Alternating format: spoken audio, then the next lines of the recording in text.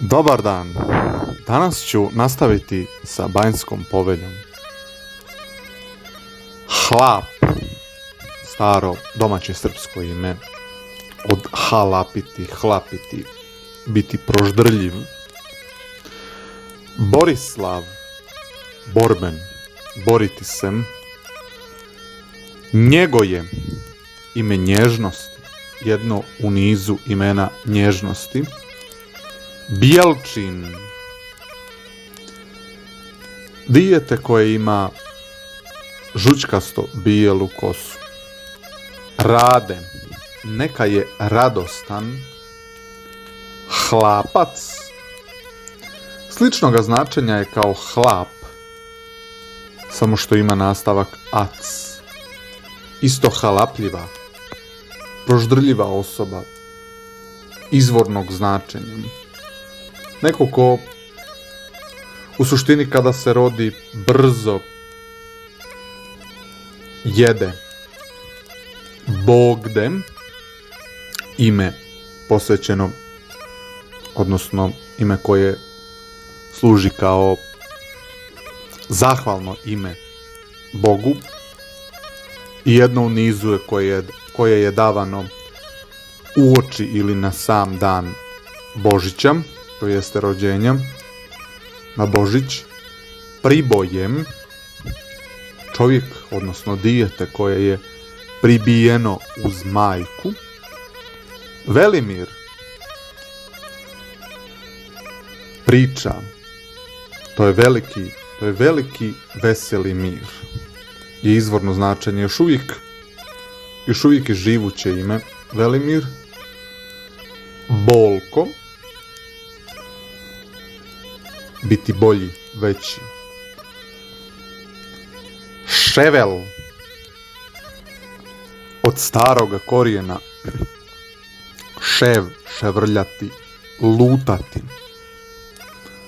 Ime je nastalo od toga korijena. Tvrde, neka je tvrd, neka je čvrst, jak. Ime Botoljan, što dolazi od starog korijena botijeti, udarati, jako udarati. Halapam, sličnoga značenja je kao hlap, halapljiv ili hlapljiv, razlika je u ovome a.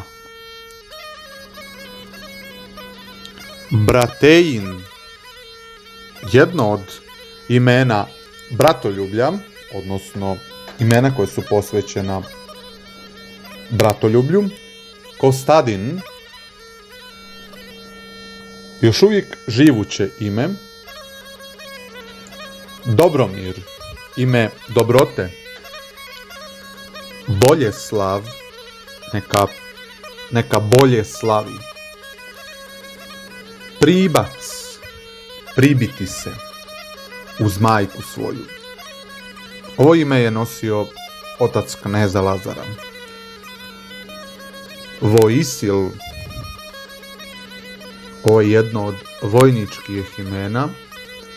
Stanislav, još uvijek živuće ime, neka se zaustavlja i slavi to zaustavljanje. Nikola, narod pobjeđuje na grčkome, ime je hrišćanske osobine i nije domaće srpsko ime. Te još jednom Voisil, Grubšić sa prezimenom, iz toga se da iščitati da mu se otac zvao Grubša. Grub čovjek, čvrst, jak. Grube građe. Voisil je ime koje je jedno od niza imena koje je posvećeno vojsci, odnosno vojnijim imenima. Do sljedećeg snimka, s Bogom!